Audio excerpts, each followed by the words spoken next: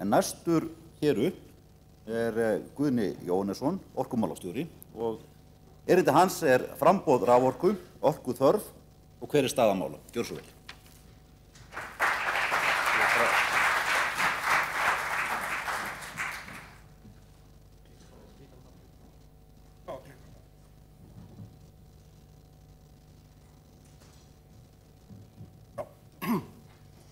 Já, góðir fundamenn, ég vil nú þakka sérstaklega fyrir að vera boðið á þennan fund og sérstaklega finnst mér jákvætt að Byggðastofnun og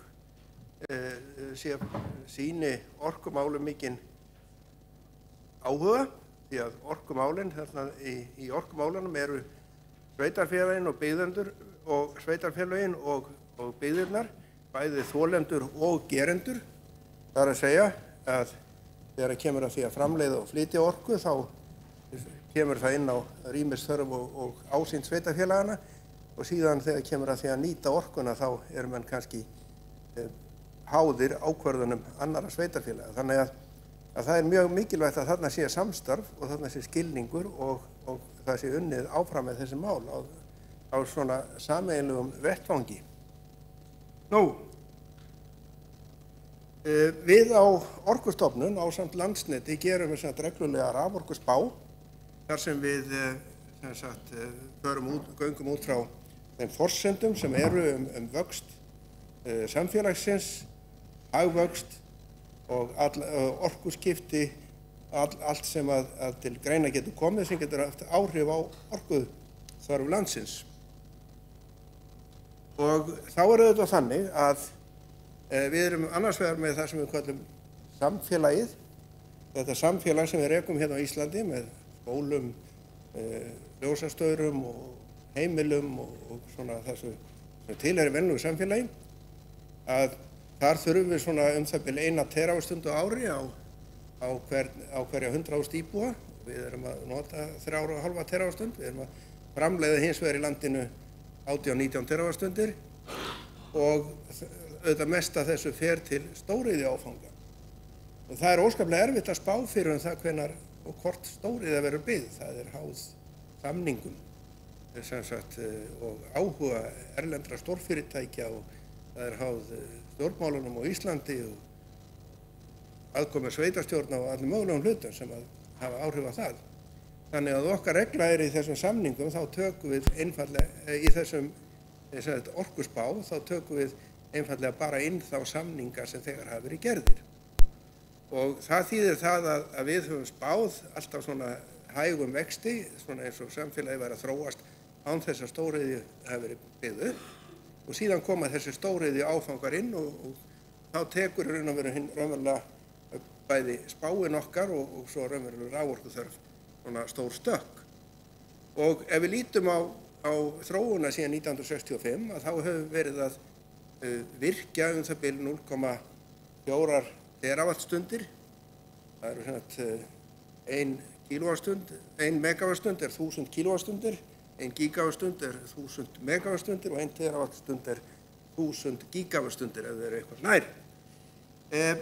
Þetta mikið magn og við þurfum að bæta þessu við á hverju ári vegna þess að bara þjóðfélagið hefur að þróast og síðan hafa þessir stóriðju áfangar komið inn. Nú erum við hins vegar að stöndum við frammi fyrir svolítið flóknari mynd vegna þess að nýjir raforkukaupendur sem koma inn eru allt öðruvísi heldur en þessi stóriðju fyrirtæki sem áður voru. Það er svolítið erfitt að hugsa sér í núverandi umhverfi að það verði til dæmis byggð ný álverksmiðja. Það er einfaldlega ómikil samkeppni raforkuna til að það geti orðið.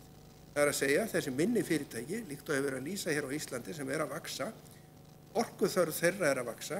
Það eru ný fyrirtæki að koma inn sem að í staðinn fyrir að gera samningum 100 megawatt til 40 ára að eru að byrja með 2 megawatt, eitthvað nettjónabú sem að síðan vex hægt inn í kerfið. Og þetta veldur því að við erum að fá einhvers konar markaðsaðstæður og samkeppni raforkuna sem að ekki líkist því sem er áður séð og það hefur auðvitað áhrif á bæði raforkuþörf okkar hér og líka raforkuöryggi vegna þess að þarna eru kannski að koma ófyrirsjáanlega aðilar inn á markaðinn sem ekki búið að gera ráð fyrir en er ekki beinlega sagt að henda út heldur. Raforkuöryggi, það er sagt, menn tala raforkuöryggi og menn að tala mismandi hluti. Ef við byrjum þarna neðst, þá erum við að tala rauntímaöryggi. Það að segja þetta að ljósaperurnar blikka hjá okkur, það mynda svona það dofnar á þeim, þannig að það er lítill rauður punktur eftir og síðan hitnaðar aftur og ljósi verður hvítt og ennþá skærar og svo springur peran. Þetta er svona eins og maður kannski sá þegar maður fór inn í stofu hjá fólki á Ísafirði og alltaf fór sér kvöldkaffi. En þetta er verið að bæta með nýjum tæknibúnaði og þetta er ekki bara spurning raforkumagn, heldur líka spurning hversu vel raforkukerfin eru tilbúin til að taka við áföllum og breytingum. Svo komum við að framleiðslu öryggi og þá erum við að hugsa nokkurn veginn til eins árs. Þá erum við að skoða hvernig við, hvort við höfum nógan viðbúna til að bregðast við þeirri eftirspurn sem verður á næsta ári og síðan kemur í frambúðar raforku, þá erum við að hugsa það svona í þeim tímaskala sem tekur upp að byggja til þessum stærri iðnfyrirtæki og svo framvegis. Þá erum við að tala 3,5 ár og svo að framsýn orkustefna, þá erum við að reyna að sjá fyrir breytingar sem að verða á þjóðfélaginu á 20-30 árum. Þannig að raforkuöryggi þurfum við að vinna á mjög mörgum, eða minnst 4 stigum. Og ef við lítum á tímaskalan þá hann auðvitað þannig að við erum að skoða nákvæmlega hvað gerist núna, hvernig kerfin virka, en svo þurfum við að hafa viðbúna til 1 árs til 5 ára og svo reyna að sjá fyrir 20 ára. Og að 20 ár þá erum við til dæmis með rammaáætlun sem að reyna að sjá okkur fyrir virkjunarkostum sem að við getum þá haft til reiðu. Við erum með kerfisáætlun Landsnets þá sem að er að reyna að sjá fyrir þörf á uppbyggingu raforkukerfisins næstu 10 árin og svo framvegis.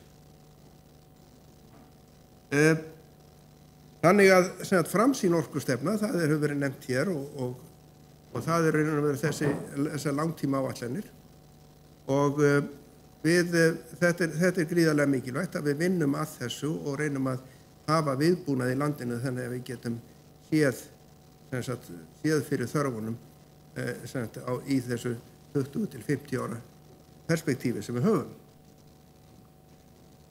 Síðan er þetta með nægilegt framboð og þá þetta kemur orkuspáin inn, það er að segja hvernig þrátt fyrir þó að almenni markaðurinn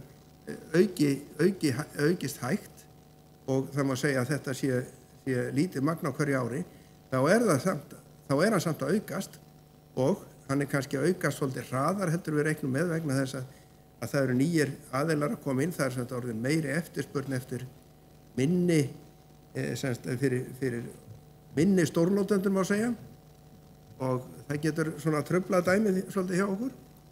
En þarna þurfum við að sjá fyrir framboði til þess að menn geti tryggir skipulagt fjárfestingar í atvinnurekstri og svo framvegis og þá hugsum við okkur að hvert bæjarfélag af svona sæmilegri stærð þarf að sjá fyrir að geta aukið raforkunotkunna svona 10 megawatt eða eitthvað slíkt. Þannig að það er ekki nóg að vera bara að mæta þörfin á hvernig tíma, menn þurfa líka að geta séð fyrir þannig að þessir minni orkukrefjandi atvinnukostir geti komið inn án þess að við reikum okkur upp undir þak eins og við gerum núna.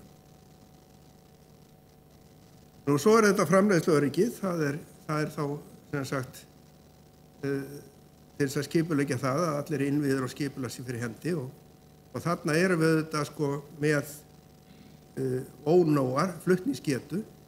Við erum sem sagt ekki með kerfi sem að getur staðið undir þeirri áraun sem við búumst við á næsta árum og úr því verðum við að bæta. Og síðan það þá rauntímaöryggið og þegar að við förum að tapa þessu sem ég nefndi áðan, að það er að segja, við förum að nálgast í raun og veru efri mörk þeirra raforkunotkunar sem að kerfið getur borið, þá getum við líka átt von á því að rauntímaöryggið versni. Þá myndir öll áföll sem verða í kerfinu verða alvarlegri ef við erum alveg á mörkum þess sem við getum unnið.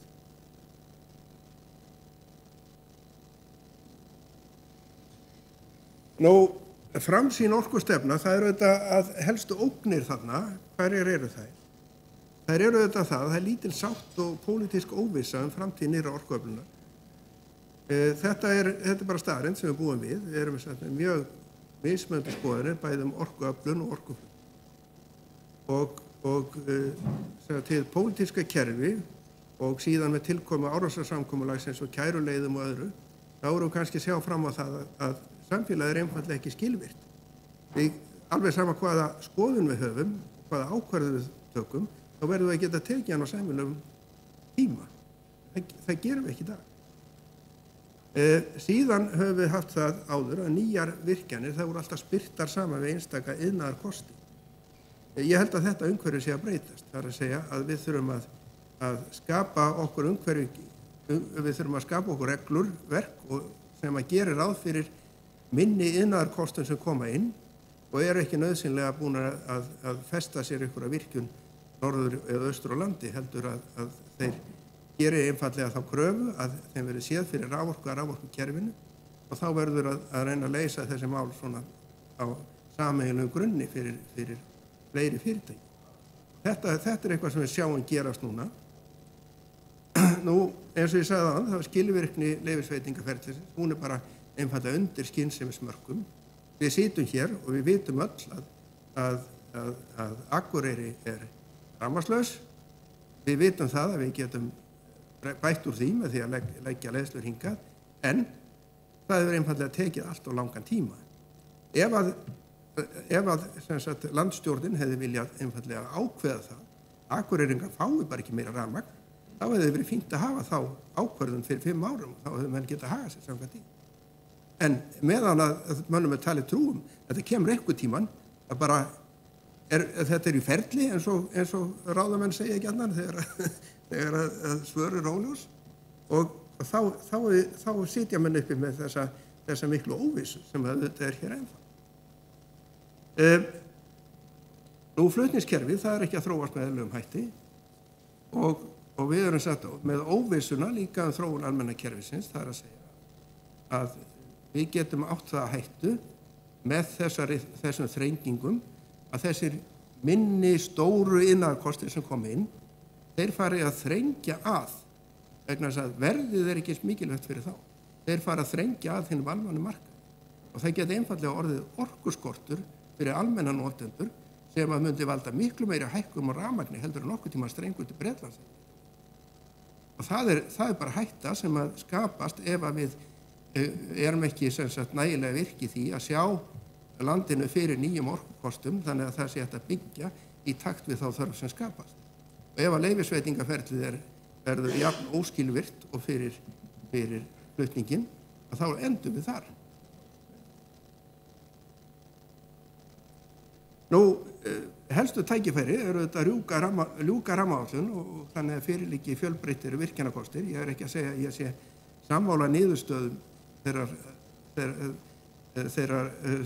sem að síðasta verkefnisstjórn rammaáætlun setti fram, en málinu verður að ljúka. Það er ósköp einfalt. Ákvarðanir verða að verða til. Nú síðan höfum við hjá Orkustofnun og í góðu samstarfi við ráðuneytið og síðan í sveitarfélögum kringum land verið að mynda sérstakt átak á smávirkjanir. Það er auðvitað gegna miklu hlutverki ef við erum með markað sem er hægt vaxandi og kannski með svolítið ófyrirsjáanlega hætti, þá er mjög gott að hafa minni virkjunarkosti í kerfinu sem hægt er að ráðast í þegar að forsendur skapast. Þetta líka fyrir byggðirnar er þetta atvinnuskapandi og tekjuskapandi og þannig að þetta getur verið, ef þetta getur sæmilega sáttu umhverfið, þetta er næsta mál. Nú, síðan þarf auðvitað að setja markmiðum skilvirkni leyfisveitingaferlisins, ráðherra að koma að hér, ráðherra að bæta það og síðan auðvitað langtíma stefnum uppbygging og framleiðslu flutningskerfisins. Eins og það hefur komið svona fram sá misskilningur að ríkisstjórnin eigi að ákveða í hvað rafmagnið eigi að fara. Þá þarf að gera nokkuð grundvallar breytingar á orkulögum vegna þess að markaður og sala á raforku er frjáls markaður í dag og það er ekki þannig að ráðherra orkumála geti setið og sagt Ég vil ekki að sé selt raforka í kartöfluverksmiðju, ég vil að hún fari í mjólkubú frekar slíkt. Heldur þarna þetta markaðurinn sem ræður. Það sem að ríkisvaldi getur sett þetta að setja þeirri starfsemi sem að fer fram, takmörk hvað varðar losun, mengun og svo framvegis. Síðan þarf að einhvern veginn að tryggja það að það sé ekki hægt að ganga of nærri þörfum almennings fyrir raforku, og þar það samkvæmt lögum hlutverk Orkustofnunar að gera það ef upp kemur, en okkur vantar svolítið tækin til þess, þannig að þetta þarf að skoða og bæta löggjöfuna hvað þetta snertir, þannig að það sé möguleiki til þess að einfaldlega taka frá raforku fyrir almenna markaðinn til að sinna þörfum hans, og þetta ein af þeim leiðum sem að prófessor Ignacio MIT benti við í sinni skýrslu. Svo ef við komum að þessum nægt með helstu ógnir, þá það spurningum nægt framboð. Við erum stýranlegt vatnsafl, það fyrir hlutfallslega minnkandi. Jarðhitinn góður, en hann svona það sem við kallum base load, hann eins og kjarnorkuver, hann framleiðir bara með jöfnum takti rafmagn allt árið, meðan vatnsorkan hún getur farið upp og niður eftir þörfinni, þannig að þarna þetta mjög mikilvægt að við séum stýranlegt vatnsafl að hluta, og að það sé líka að hluta utan gosbeltisins, þannig að hugsanlega náttúruvá, þá séum við tilbúin að mæta því. Við erum með möguleika í þessu kerfi okkar að setja svona 1000 megavött af vindorku án þess að það verði verulegar á þess að komi til verulegar ekstra vandamóla.